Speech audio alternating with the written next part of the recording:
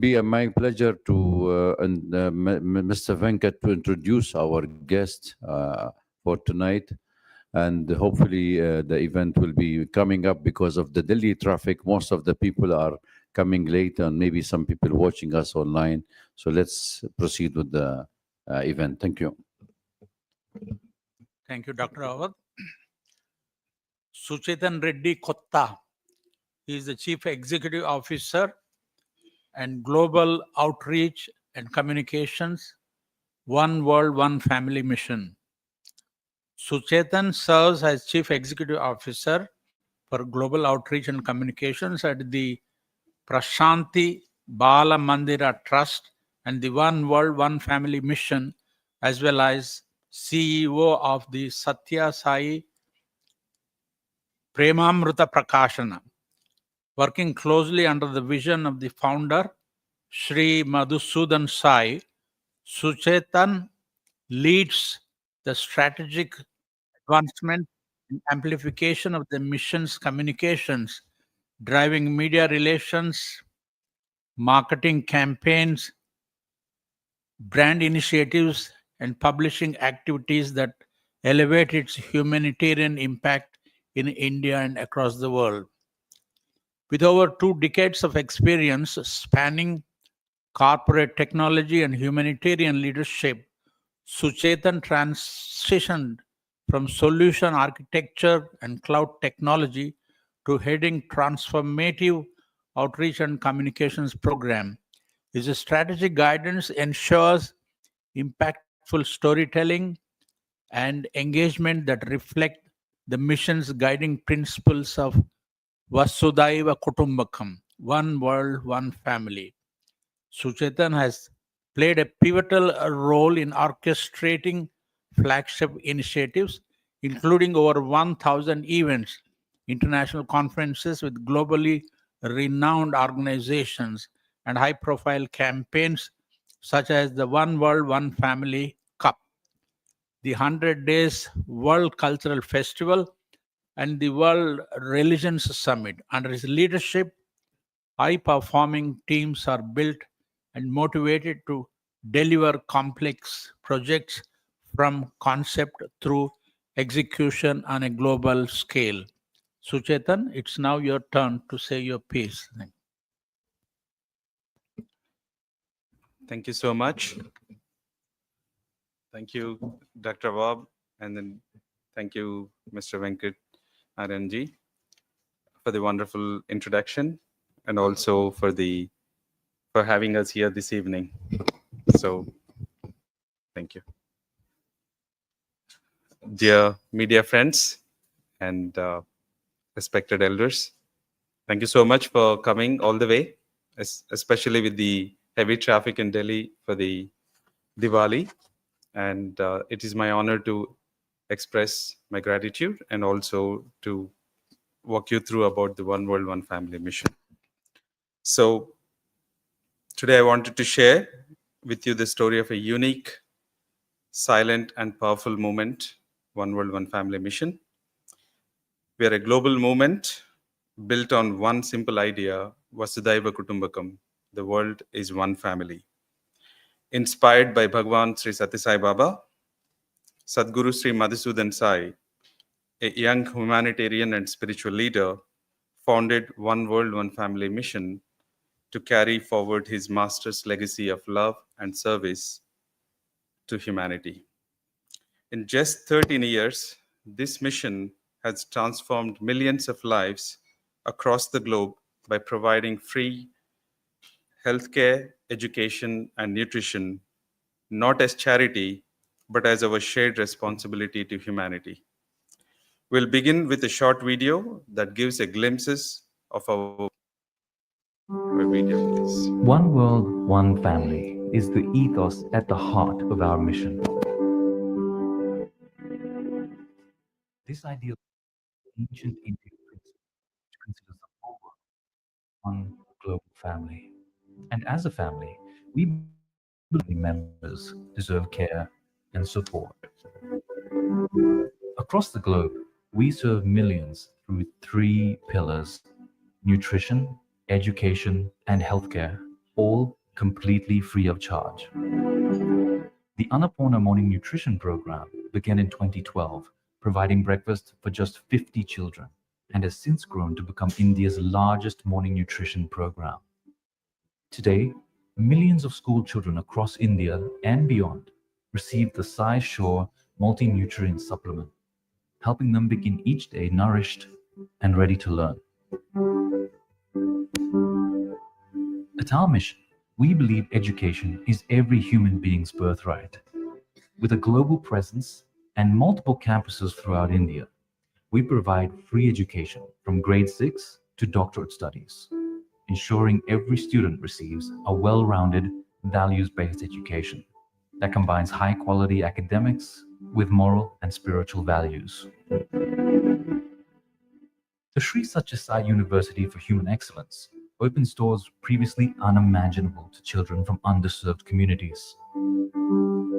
By offering quality higher education to those traditionally overlooked, and with a strong emphasis on empowering women, we're breaking the cycle of educational disparity and promoting gender equality in education. Meanwhile, our Skill Development Center equips rural youth with job-ready skills, and our scholarship program supports education for thousands of rural children.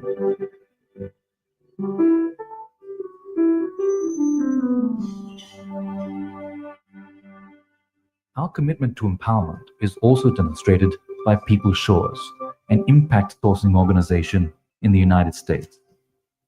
We help youth from marginalized communities gain skills for the digital economy. This innovative model delivers high-valued business services while transforming lives and uplifting communities. Our vision for accessible medical education became a reality in 2023 when Prime Minister Shri Narendra Modi inaugurated the Shri Madhusudhan Sai Institute of Medical Sciences and Research, India's first free, private, rural medical college. This institution aims to nurture noble-minded healthcare professionals who are dedicated to serving the underserved members of our society. Our healthcare mission goes beyond treating illness. We're pioneering solutions to bridge critical gaps in accessible medical care. And through our network of wellness centers, mobile hospitals, and multi-specialty facilities, we bring free healthcare directly to underserved rural communities. From preventative care to complex surgeries, at our hospitals, there are no billing counters. Since 2016, we've expanded beyond India to serve communities across the globe with the singular goal of leaving no person behind. Exemplifying this idea, our Sri Satya Sai Sanjeevani centers form the world's largest chain of free pediatric cardiac hospitals, giving new life to children with heart defects.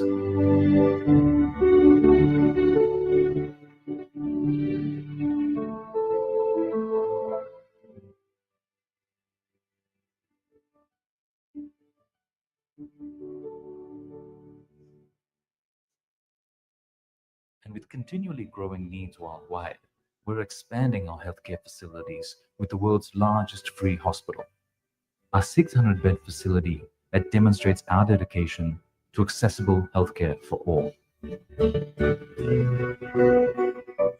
Our vision is clear. A society where life's value is measured not in wealth, but in compassionate service to those in need. And this vision only becomes a reality with the contribution and generous support of our global family.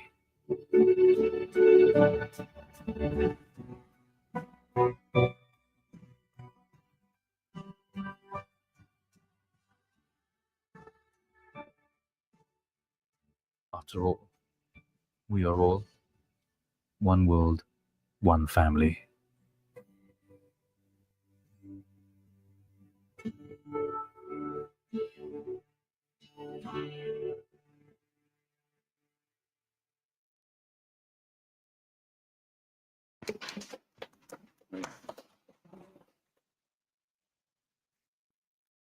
Very impressed. Thank you.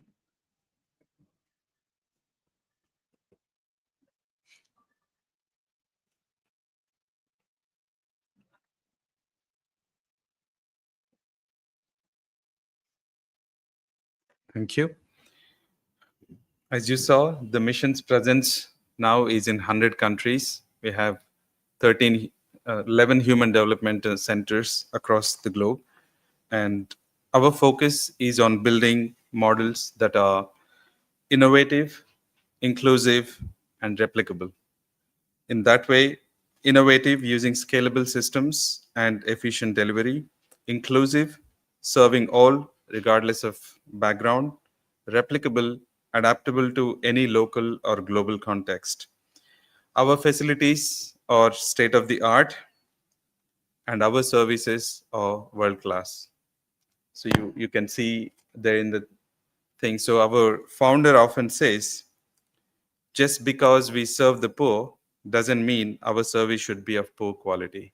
So with that motto, we have everything world class. And our work restores dignity, hope, and opportunity, transcending race, geography, and status. And every service is completely free of charge. No service is done out of pity, no child is seen as lesser, and no beneficiary is viewed as other. Everyone is family. That is the One World, One Family mission.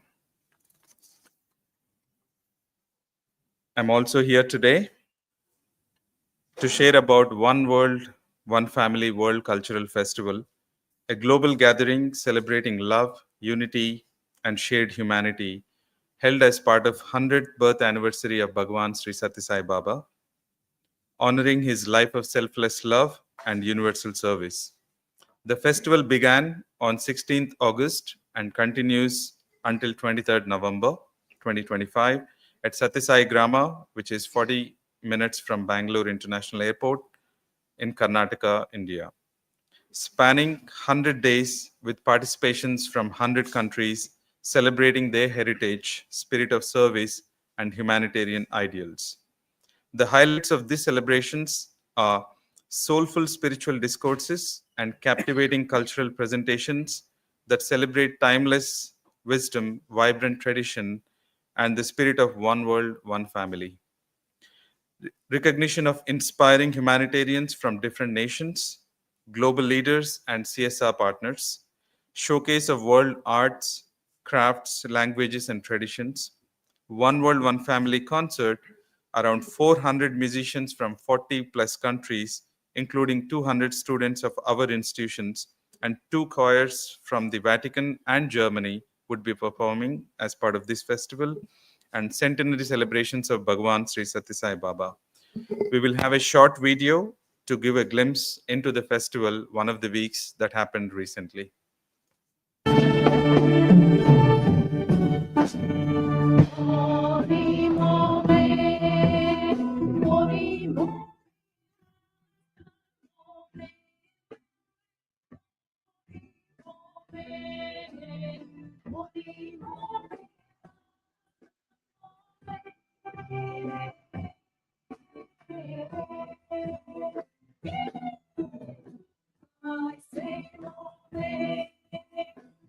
Тој да го направи тоа, мораме да дозволиме прво да ја собличи тој од нас.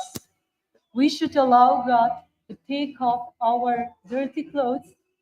When we are in white clothes, let's take care of our hearts.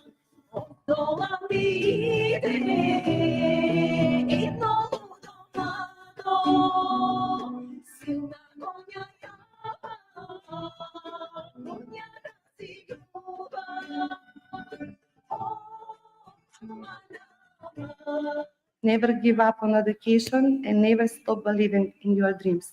There is nothing more rewarding than helping a child learn to read, no matter how long or hard the journey.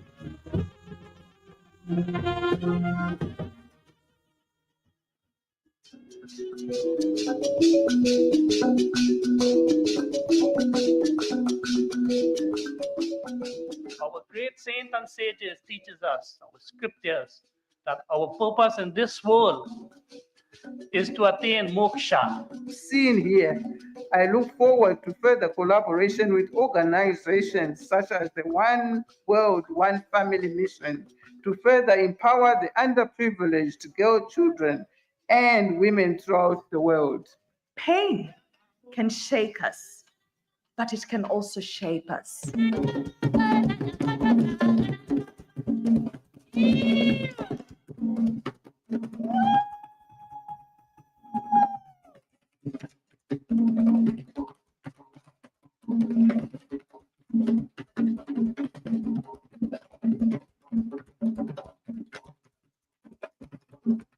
This evening, we are delighted to celebrate and honor two countries, the Netherlands and Belgium.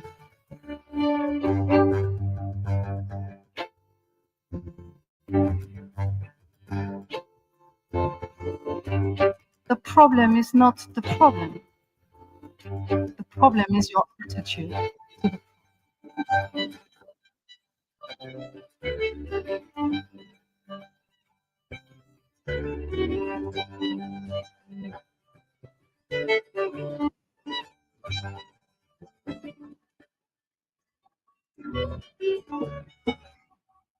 Warm welcome to all our brothers and sisters from South Korea.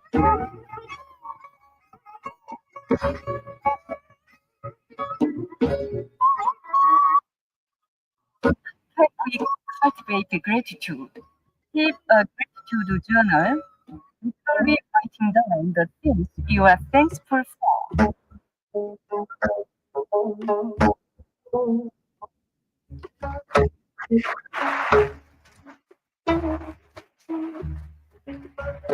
From the serene palaces of Seoul and the ancient beauty of Gyeongju to the futuristic skylines of Busan and Incheon, South Korea is admired worldwide for its creativity and cultural depth.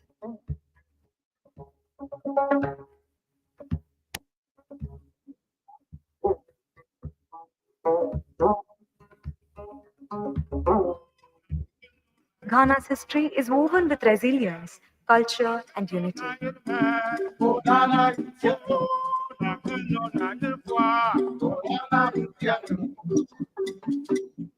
Show gratitude, show gratitude. In fact, showing gratitude, expressing gratitude for what somebody has done for you is a sign of goodness.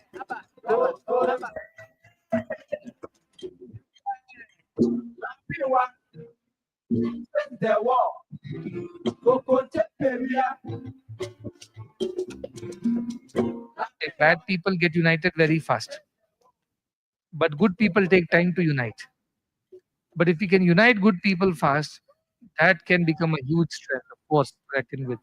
And that is what this One World, One Family mission is doing, silently, quietly, uniting all the good forces on earth and making into a huge force that its own impact in times to come. Where do you come from? I come from Manchester. Kokote, where do you come from? I come from Manchester. Kokote, where do you come from? I come from Manchester. Kokote. Kokote.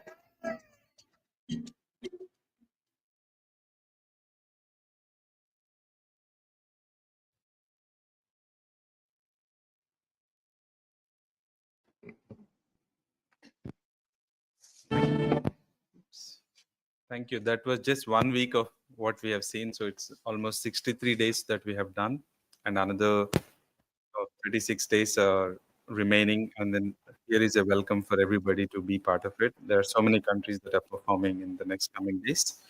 And as part of this global celebration, the world's largest free private rural hospital, a 600-bedded facility that you can see on the screen, will also be inaugurated in November 2025.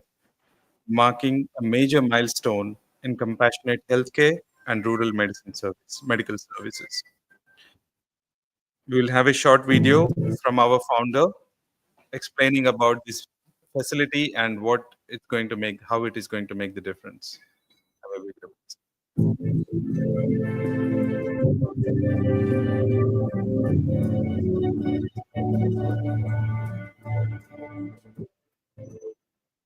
I'm here atop the world's largest free hospital in Satyasai Grama, Karnataka. This is a hospital for the people, by the people, and of the people. Hospital where there is no billing counter. A hospital that dares to decommoditize healthcare and free it from the strangulating hold of commerce. A hospital which is a place for all, because we believe that we are one world and one family and all belong to us. And that is how this hospital is going to be.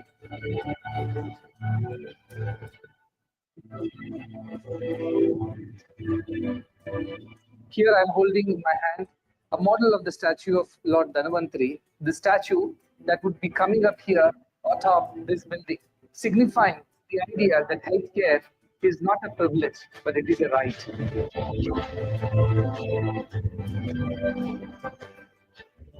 This will also train the next generation of medical professionals so that they get inspired by this edifice of selfless healing.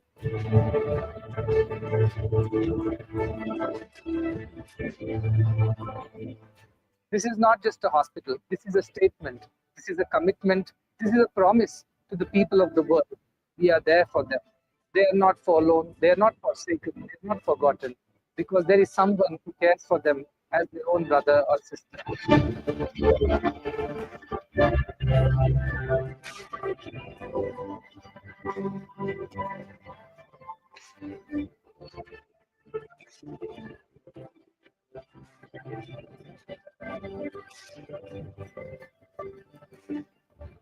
So I invite all of you to join us in November as we prepare ourselves to inaugurate a temple of healing, which will provide healthcare services and education absolutely free of charge to anyone and everyone, because all belong to us.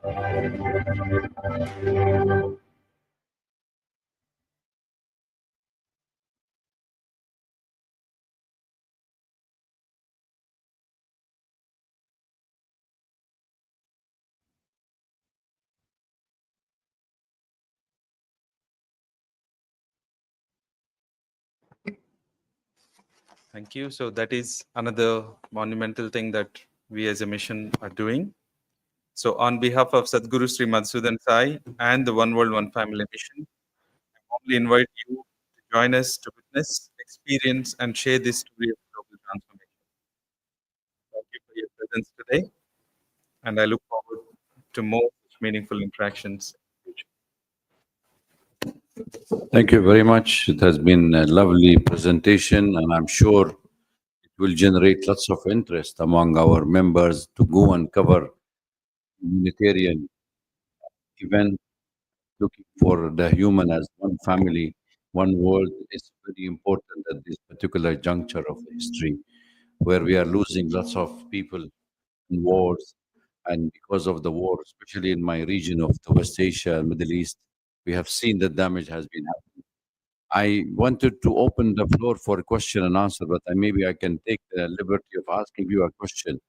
How will you get the foreign people, I mean, the patients into your hospital? What's the procedure for that? Yeah, so we have about different centers across the globe. So we have centers in Nigeria, hospitals, 2 hospitals in Nigeria, 1 hospital in Fiji, then 1 in Sri Lanka, and 1 in USA, Mississippi. And it is open for everyone to be part of it. And even there are so many patients that come from abroad as well, from Bangladesh and nearby countries as well. The procedure is very simple. They just walk in with their ID card, and once they're into the country legally, there is no questions asked whatsoever. Treatment would start. And the doctors, the staff, nurses, the staff you are having, basically, I've seen lots of foreigners in this. Is it particularly to each country where you are having your center, or here in India also you will have arrangement? Yeah, so we do have a lot of foreign doctors as well here. There are multiple kind of courses or permissions that they would need, a specific certifications for them to operate here in India. So yes, there are so many visiting doctors that come from various countries. So one of them I know is of orthopedician from Singapore. He's in OCI. He doesn't have a visa problem. So he come every month and then operate here. He'll be here for a week or so, operate, take the orthopedic cases, and then he goes back. So many of like that volunteer in our hospital, and a lot of them have also joined from UK, from Syria. One of the dental doctor is saying, so he also comes very often to be part of as a volunteer. So a lot of them participate in us in our hospitals.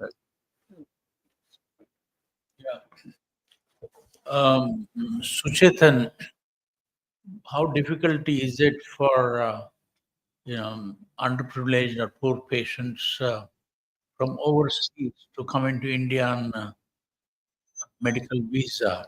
Do you guys help them? Are foreign patients welcome to get treated in hospitals in India, or do you expect Africans to get treated in Africa and Sri Lankans to get treated in Sri Lanka? How does it work? Yes. So wherever there is a facility and requirement, based on that, we would do that. So either we would actually bring the patients here, like in Fiji, we have a hospital, but we don't have any doctors in that country. So what we do is we do something called medical mission, where we fly the doctors to India and 4 different countries. So India, one team would go from nurses to medicines, everything would go from here. And one team goes from New Zealand, one goes from Singapore, one goes from Australia, and one from USA. So every 3 months, one of these teams would be going there and performing the surgeries. We have the facilities there. Only the doctors and nurses or the medicine, everything we take it from here. When you say that only counter missing is the billing counter, which is wonderful. But what about the patient's food? And some of them may not understand English. They might be accompanied by their relatives or something like that. Do you take care of their accommodation and other facilities?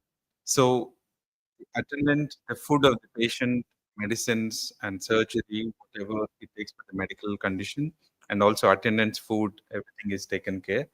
Unfortunately, we don't have the accommodation facilities for them, but attendants who are supposed to stay in the hospital, they would still stay there, and then those facilities are provided. And eventually, I think that would also be provided.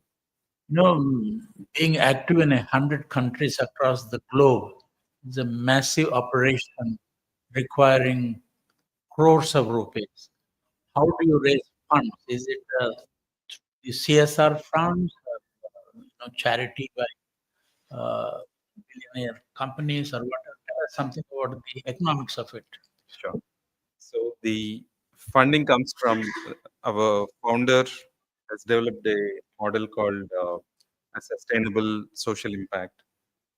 Basically, Sarkara Samaja Sanstha, 3S model, where organizations or governments would come, providing enabling the environment, policies, permissions, and infrastructure, and society contributing the 5Ts: time, talent, money, ties, and labor.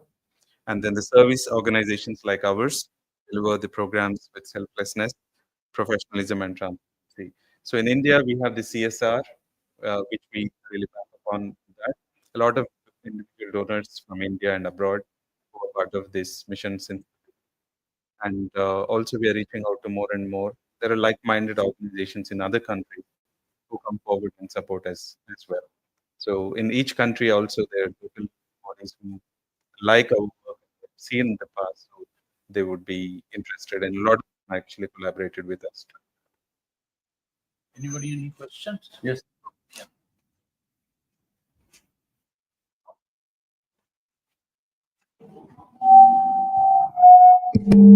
My question is, how you select the beneficiaries? So is it from the poor, the BPL categories, or outside the?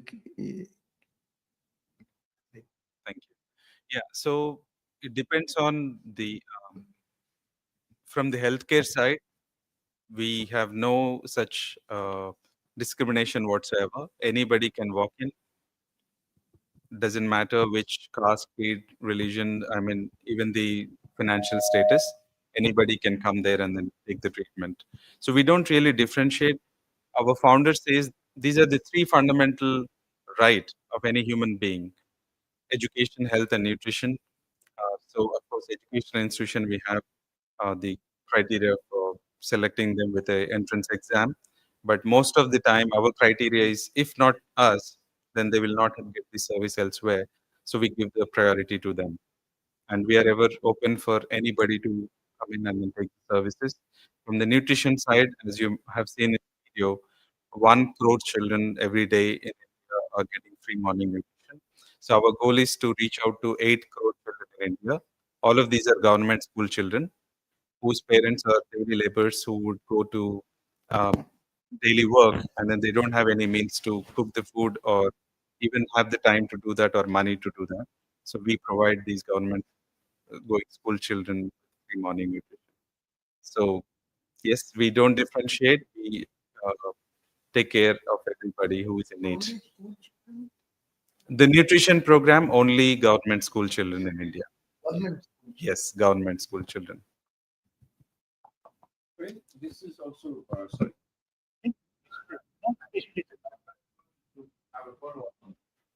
For the doctors, because to sustain such a kind of hospital to run for, you need a permanent team.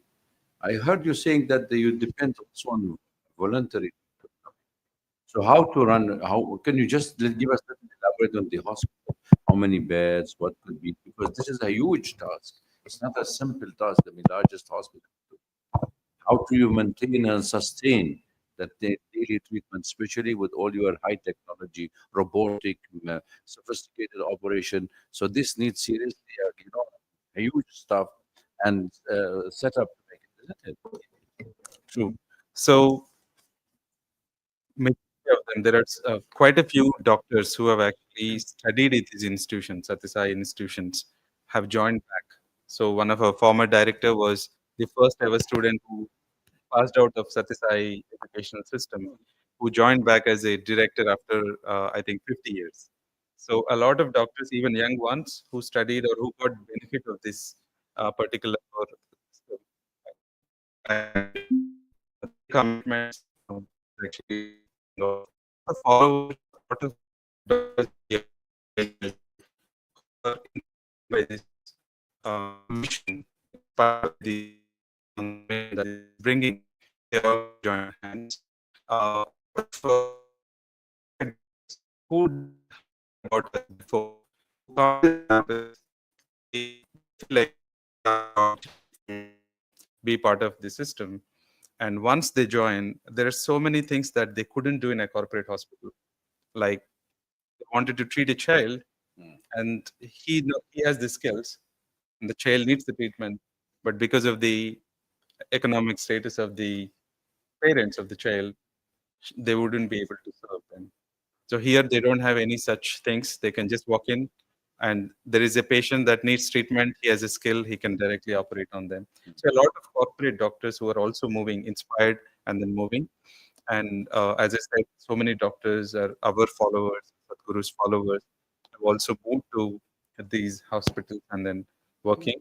Some of them, like we are also having collaborations, like Healing Little Hearts Foundation from UK. So we are tying up with a lot of like-minded organizations and hospitals who do these missions across across the globe as well. So even the team from New Zealand actually goes; they're all volunteer basis. Even the team from USA who goes to Fiji, they're also volunteers. So a lot of need is still there, and with the 600 bedded hospital, it's going to be maybe tenfolded. Yeah. Right now we have a 360 bedded hospital, and then our average outpatient is about 1500 to 1800. So our growth is based on the need of the hour. So there we see a lot need, and then we couldn't expand. Rather say no to some of them because we don't have enough beds. That is where Sadhguru decided it's a huge project for a charity, but there is a need. So because we believe they are also our family members, we go out of our way to get these things done. Yes, please. Hello. Hello.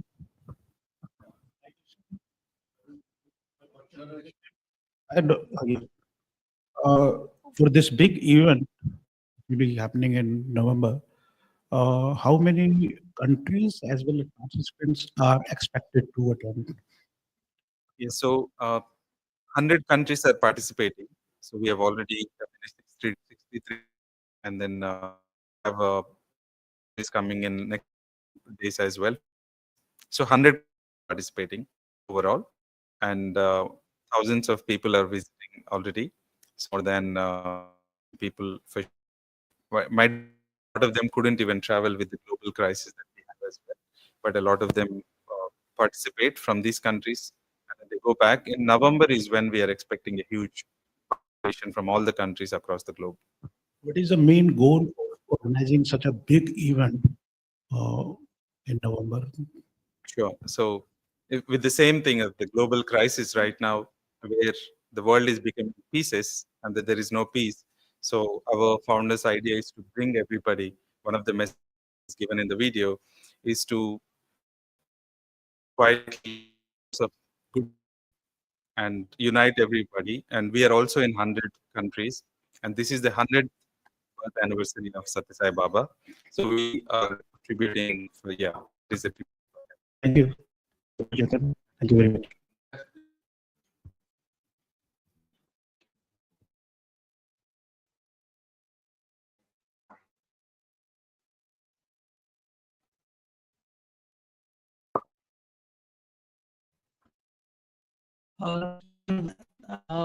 The congratulations, it's a huge program, and our best wishes to you for your future programs too. Our question is, how do you, for the 50 students you have said will be taken up for MBBS and 50 for the PG programs, what would be the usual procedure for someone if they wanted to apply or pursue this education? And I'll just complete questions, then you can please answer me. The second is, though the most important sectors you are already covering, like nutrition, education, and health, which are the basic requirements for anyone, and but keeping in view the climate change aspects and sustainability, which world is talking today. So, are there any programs or the team coming up in present, in the future? So anything on those lines, please. Sure. Thank you. For the first question, yes, it is based on the need. So as per the NMC guidelines in India, so the common entrance exam NEET is what is the main selection force for any student. There are a few things that differentiate our college, and then also our main idea, our founder's idea is to fill the gap between the rural doctor-patient ratio, which is in some of the places in country 1:20,000 as well. So here is the reason why we wanted to build this the free medical education we wanted to give. So it's a completely residential program, and we have also have this provision to have all the students who get the free education. We also request them to serve for 5 years. There is a mandatory requirement for them to serve 5 years in rural hospitals. So post the course. So if they're pursuing the post graduation after that, then they have to serve those many years. It is only to make sure they get the free education, but we also wanted them to serve the poor or serve the needy in the rural places. And most of these students who have joined in the last 2 batches are from the rural background, and they know the exact requirement and the suffering in the rural India. So that is where once they are being trained in as a compassionate doctors, then they'll be able to go back and then serve them. So that is the main criteria how we are doing. We also have asked for a few more provisions from the government on making it more accessible to the rural directly. We're also training a lot of students because the NEET is mandatory. We're also bringing the rural students and training them for this MBBS and the NEET exam so that they'll be able to be part of this medical school as well. Yeah. From the Yeah. Noble encounter means any particular place you are giving, any Bangalore or somewhere, or all over India? where do you have hospital? And one more, remaining these, as of now, how many patients have taken the treatment, and also what's your goal further? Sure. Thank you. So we are across India. We have many centers, more than 15 hospitals we have across India. So one is in near Delhi in Palwal, Haryana, and then we have in Nava Raipur, Chhattisgarh. We have one in Navi Mumbai. Then we have one in Karnataka, in our place, Madanhalli, and one in Telangana, Siddipet. And these are all super specialty hospitals for pediatric cardiac specialty. And then we do have mother and child hospitals in Uttarakhand, in Raiwala, and in Maharashtra, in Yavatmal. Then we have in Nava Raipur, Palwal, and also in Madanhalli. Then we have two more hospitals in Andhra Pradesh, in Bapatla, and I think one more Kuchipudi. So these are another two hospitals that we have in Andhra Pradesh as well. And in Mudanhalli, this is the medical college and the hospitals, two teaching hospitals we have. Our goal is to, and also we have one very interesting model called wellness centers, primary wellness centers, which are very small diagnostic and telemedicine enabled centers, which can enable all these people from not really going to these hospitals, which is itself is a huge thing for some of those who cannot afford. So we bring them the hospitals and diagnostic centers to them, and once they have this telemedicine facility, all our doctors from the main facility can collaborate or coordinate with them and then treat them as well remotely. So that is another model. So right now we have 50 wellness centers, and our target, founders target, is 6,000 wellness centers in every taluk of India. And from the educational standpoint, we have 27 schools as we right now, and our target is to have one such school, totally free and value-based education school in every district of India.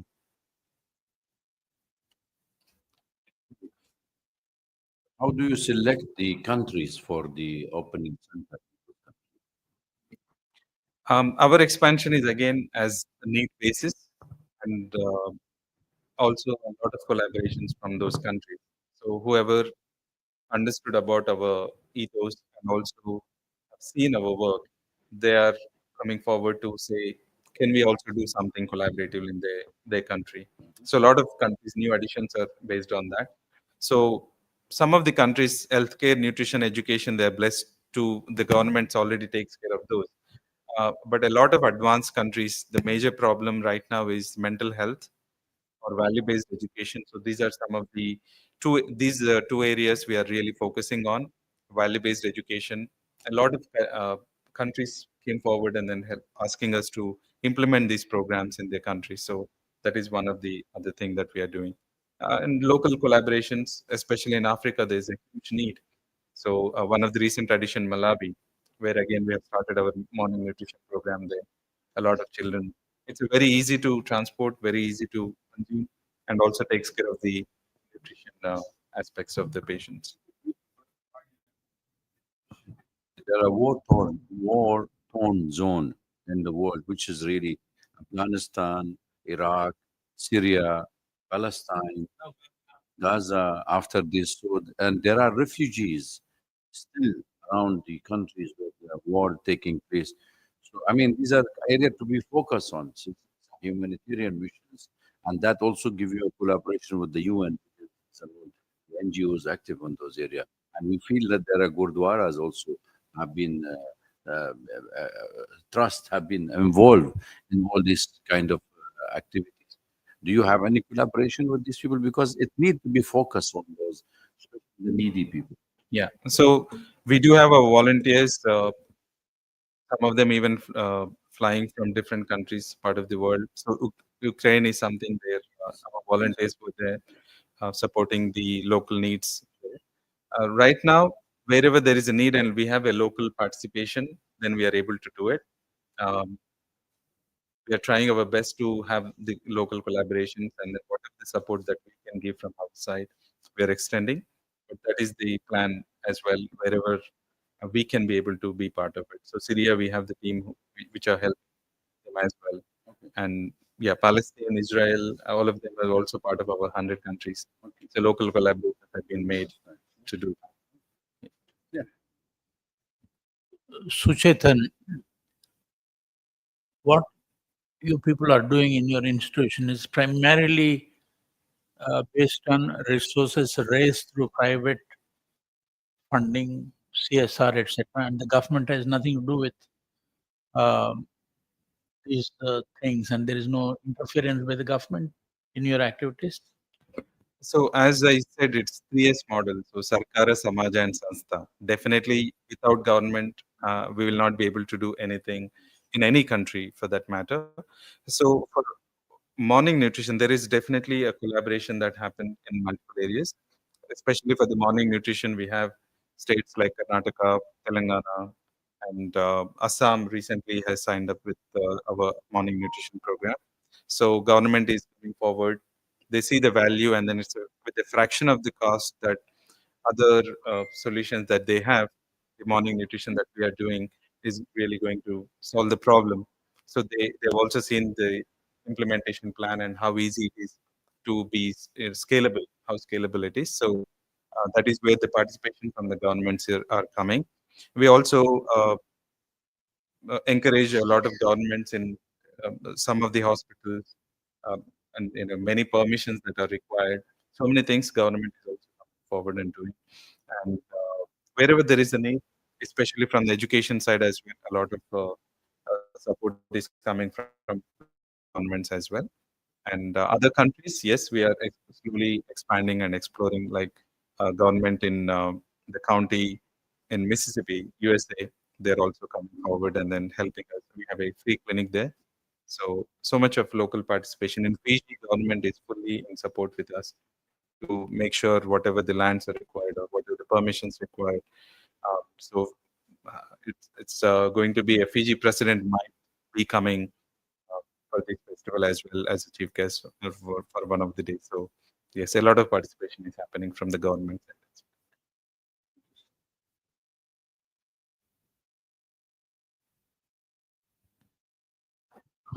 Suchetan, of course, I'm a team member, but I'm a journalist.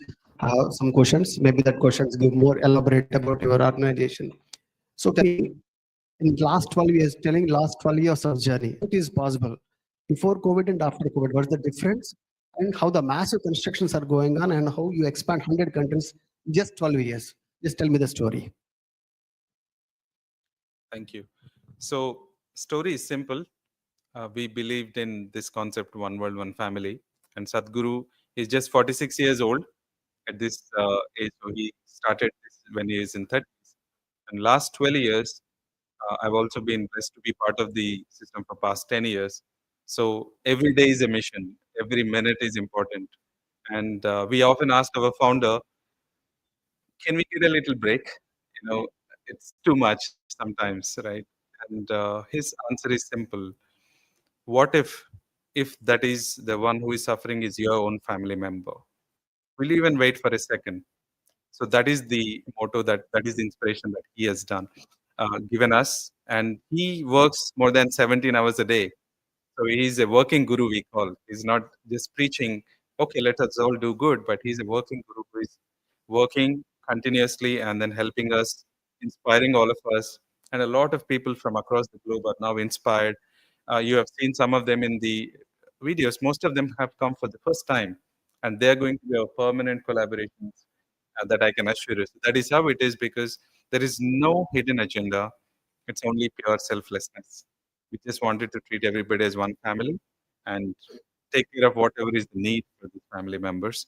So that is how last 12 years it happened, and it's not going to stop. And then he's in a hurry. So a lot of buildings of ours finish in a record speed.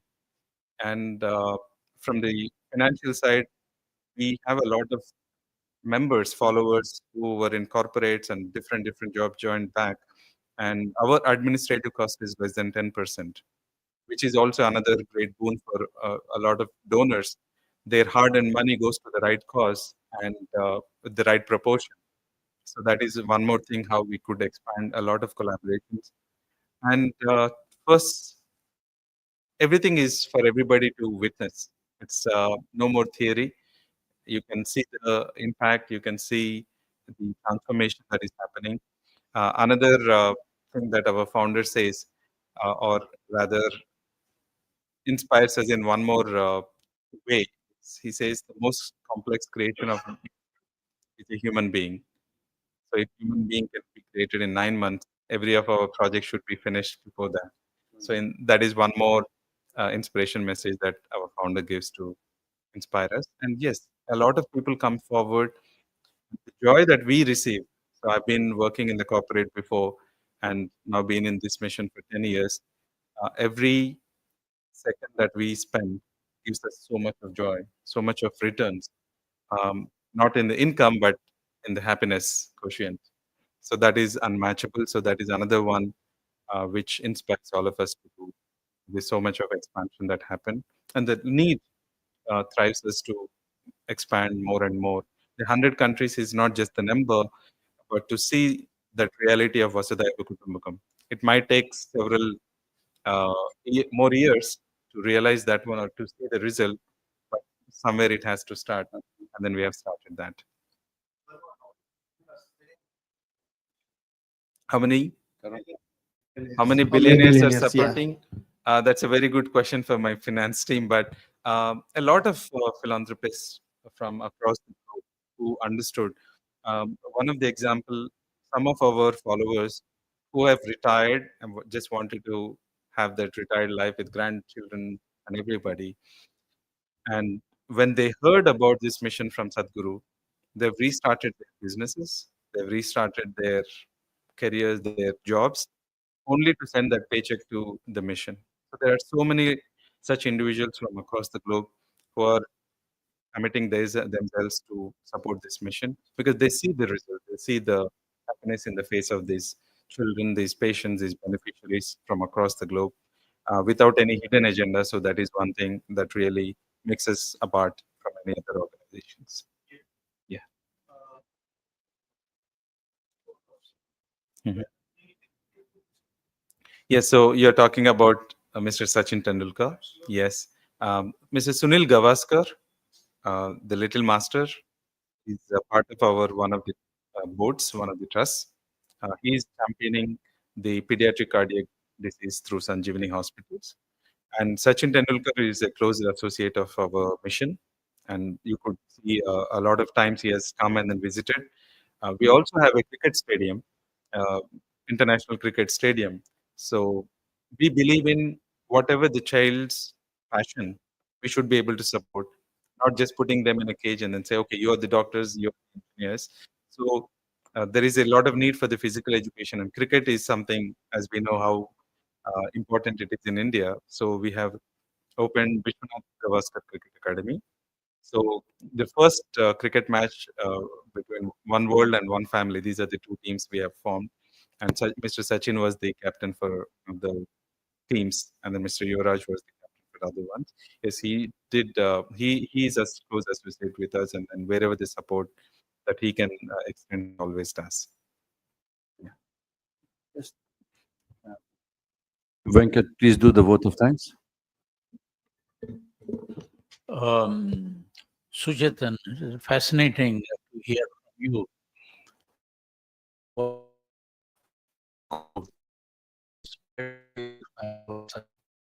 Is able to do so much.